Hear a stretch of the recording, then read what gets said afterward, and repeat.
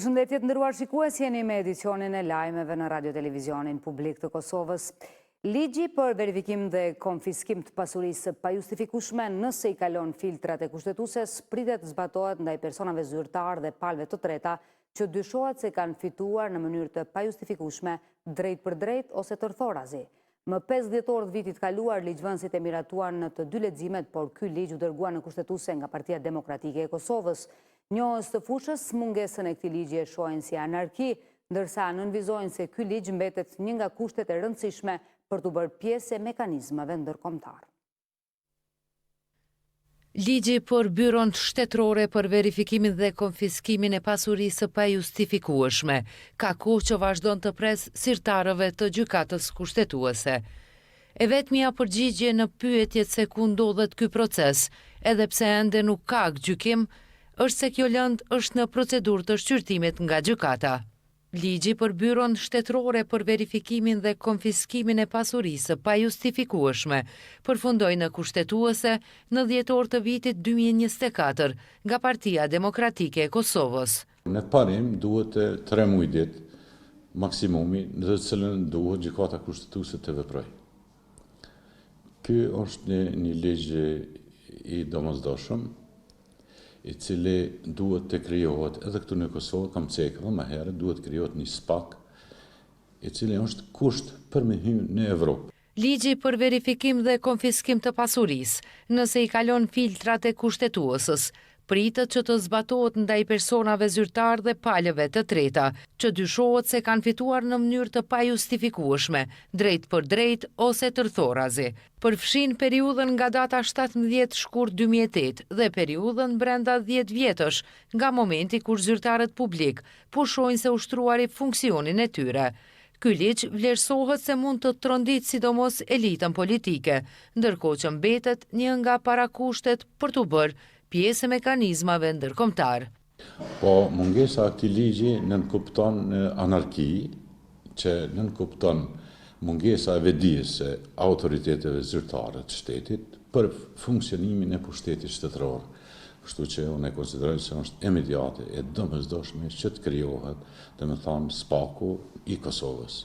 Me 5 dhjetor të vitit të kaluar, Kuvendi i Kosovës miratoi në të 2 leximet projekt ligjin për Byron, e cila është paraparë të funksionojë si autoritet kompetent për të nisë dhe për të zhvilluar procedurën e verifikimit të pasurisë, si dhe të parashtrojë propozime në gjykat për konfiskimin e pasurisë.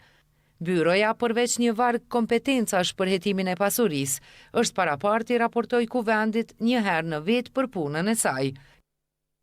Ushtruesi i detyrës së ministrit të drejtësisë Blerim Sallau thasonte në RTK se ky ligj i prek vetëm zyrtarët publik dhe se pasuria që nuk përputhet me të ardhurat konfiskohet dhe i kthehet buxhetit të Kosovës. Ndjekim një pjesë nga intervista. Është një ligj jashtëzakonisht e rëndësishëm, i cili varet edhe luftimi, nga i cili varet edhe luftimi kundër korrupsion dhe krimit të organizuar. Po mendoj që cila vonesë e gjykatës kushtetuese është vonesë e parësyeshme, e cënon funksionimin e rendit kushtetues, ndarjes së pushteteve dhe konkretisht e cënon funksionimin e organit legjislativ si organ i cili ka miratuar tashmë një ligj që pothuajse një vit, ligj i është jashtëzakonisht e rëndësishëm për luftimin e krimit dhe korrupsionit në Kosovë. Secili person nga 2008 që ka punu në Republikën e Kosovës, pra që ka marrë para nga buxheti i Republikës së Kosovës, mund të verifikohet pasuria e tij. Dhe nëse e pasuri është në shpërputhje me të ardhurat e tij, atëherë ajo pasuri konfiskohet nga gjykata. Duhet bëhet edhe një dallim i qartë këtu. Ky është konfiskim absolut civil, por nuk ka lidhje me çështje penale.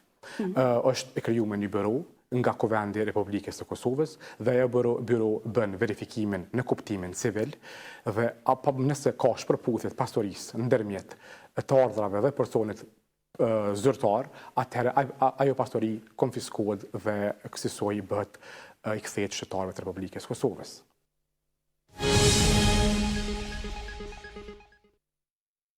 Vijojmë edicionin me të tjera informacione. Shtetasi i Kosovës Arbenor Spahiu është liruar nga paraburgimi në Serbi, ku mbajt për muaj të tërë në akuzën për vrasje të rëndë lidhur me ngjarjet në Banjsk vitit 2023.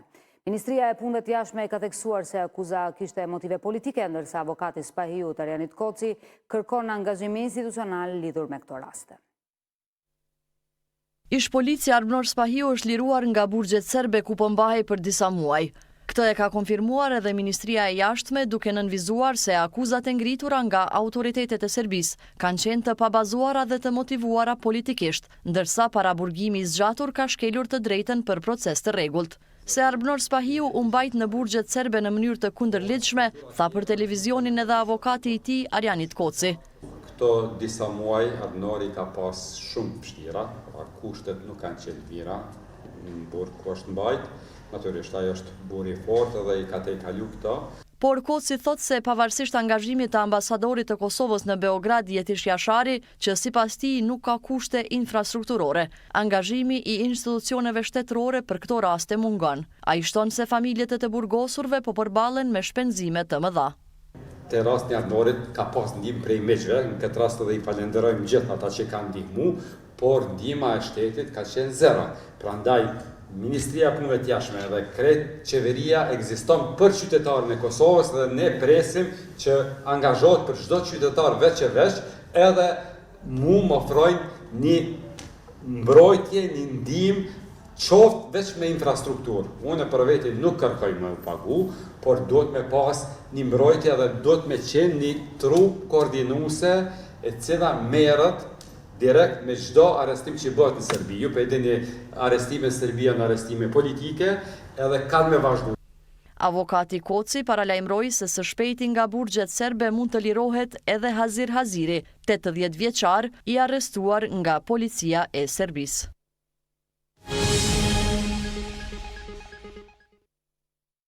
Sot është dita e alfabetit shqip, i cili u unifikua 117 vjet më parë në Kongresin e Manastirit.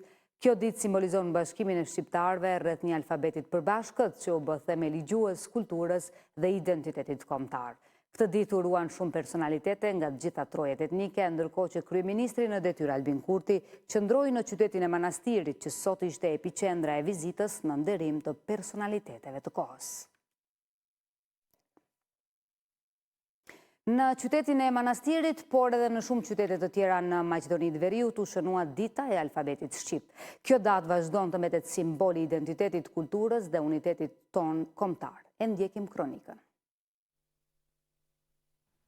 Gjithkund ku flitet shqip, sot u shënua dita e alfabetit të unifikuar 117 vjet më parë në Kongresin Historik të Manastirit. Në seancën kushtuar pikërisht për vjetorit të Kongresit të Alfabetit të Gjuhës Shqipe, Zëvendës kryeministri Arben Fetai nënvizoi se kjo ngjarje mbetet ndër më të rëndësishmet për zhvillimin arsimor dhe kulturor të vendit. Kjo ditë shënon një moment të rëndësishëm në zhvillimin arsimor dhe kulturor të vendit tonë. Ajo na kujton se një gjuhë e standardizuar nuk është vetëm mjet komunikimi, por një hap i domosdoshëm drejt modernizimit të shoqërisë dhe ndërtimit të institucioneve funksionale. Në manifestimin që u mbajt në shtëpinë Muzeut të Alfabetit në Manastir, gjykatësi i kushtetueses Osman Kadriu tha se gjuha shqipe në Maqedoninë e Veriut duhet të zbatohet ashtu siç e kërkon kushtetuta. Është e rëndësishme që gjuha shqipe të respektohet dhe të zbatohet në jetën publike. Nëse respektohet gjuha shqipe ashtu siç i kërkon edhe kushtetuta, atëherë me vetë faktin respektohet edhe vetë kombi shqiptar. Sipas kushtetutës, gjuha shqipe në Maqedoninë e Veriut është zyrtare në qytetet ku shqiptarët përbëjnë më shumë se 20% të popullatës. Kongresi për unifikimin e alfabetit shqip u zhvillua prej 14 deri më 22 nëntor të vitit 1908. Me vota unanime, Kongresi vendosi të lihet më njanë alfabeti i Istanbulit dhe që gjuha shqipe të shkruhet vetëm me alfabetin latin me 36 shkronja, të cilin e përdorim edhe sot.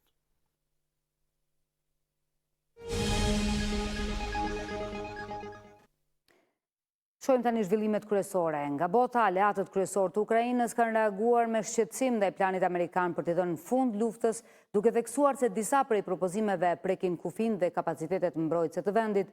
Ndërkohë, presidenti amerikan Donald Trump po i kërkon Kievit ta pranojë planin më së largu deri më 27 nëntor. Aleatët e Ukrainës kanë shprehur shqetësime për planin amerikan për t'i dhënë fund luftës mes Rusisë dhe Ukrainës, duke thënë se propozimet që përmban mund të shërbejnë si bazë për punë të mëtejshme. Në një deklaratë të përbashkët të nënshkruar nga liderët e Kanadas, Mbretërisë së Bashkuar, Gjermanisë, Francës, Norvegjisë, Spanjës, Italisë, Irlandës, Finlandës dhe Japonisë në samitin e G20-s, që po zhvillohet në Afrikën e Jugut, thuhet se plani përfshin elemente të rëndësishme që mund të jenë thelbësore për një paqe të drejtë dhe të qëndrueshme. Megjithatë, ata kanë theksuar shqetësime rreth kufijve të Ukrainës dhe kufizimeve të parashikuara për forcat e armatosura të saj. Plani, i cili është publikuar gjerësisht në media, parashet tërheqjen e trupave të Ukrainës nga pjesë të rajonit lindor të Donjeckut, që aktualisht i kanë nën kontroll, si dhe nga rajoni i Luhanskut, si edhe heqjen dorë nga gadishulli i Krimes, të aneksuar nga Rusia në vitin 2014. Plani gjithashtu parasheh ngrirjen e vijave të frontit në 2 rajonet e tjera, Kherson dhe Zaporizhia, duke lejuar Rusisë të mbajnë nën kontroll qytetin industrial Mariupol dhe lidhjen toksore me Krimen. Plani përfshin edhe kufizimin e ushtrisë së Ukrainës në 600.000 trupa. Ndërkohë, Kievit do t'i jepeshin garanci të besueshme sigurie nga Shtetet e Bashkuara dhe Evropa, të modeluara sipas nenit 5 të NATO-s, që nënkupton se forcat perëndimore mund të përgjigjen ushtarakisht nëse Rusia kryen një sulm të ri të armatosur ndaj Ukrainës. Presidenti i Shteteve të Bashkuara, Donald Trump, i ka dhënë Ukrainës afat deri më 27 nëntor për ta pranuar planin 28 pikësh, ndërsa presidenti rus Vladimir Putin ka deklaruar se plani mund të shërbejë si bazë për arritjen e një marrëveshjeje.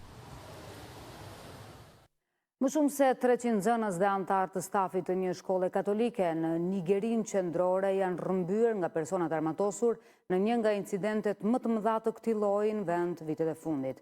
Autoritetet po kërkojnë zonën dhe pyet përreth përgjetjen e rrëmbyesve.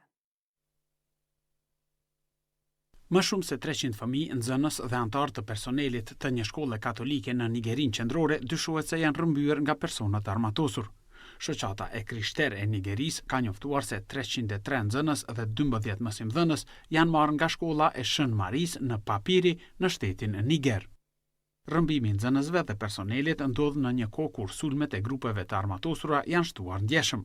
Policia lokale ka bërë të ditur se personat armatosur sulmuan shkollën herët në mëngjesin e së premtës rreth orës 2 sipas kohës lokale, duke rrëmbyer nxënësit që po qëndronin në konvikt. Agjencitë e sigurisë po patrullojnë zonën dhe pyet përreth me qëllim gjetjen dhe shpëtimin e të rrëmbyerve. Autoritetet e shtetit ku ndodhi ngjarja kanë thënë se shkolla kishte shpërfillur një urdhër për mbylljen e konvikteve pas paralajmërimeve të inteligjencës për rritje të rrezikut nga sulme të mundshme. Rrëmbimet për shpërblim nga bandat kriminale janë bërë një problem i madh në shumë pjesë të Nigerisë. Edhe pse pagesa e shpërblimeve është ndaluar me ligj për të frenuar financimin e këtyre grupeve, ndalimi ka pasur pak efekt. Numri i të rrëmbyrve në shkollën e Shën Maris te kalon rrëmbimin e vitit 2014 në Chibok, kur grupi militant islamik Boko Haram rrëmbeu 276 vajza. Ishte kjo e tëra për këtë edicion të lajmeve, ju falenderoj për vëmendje, natën e mirë dhe mirupafshim.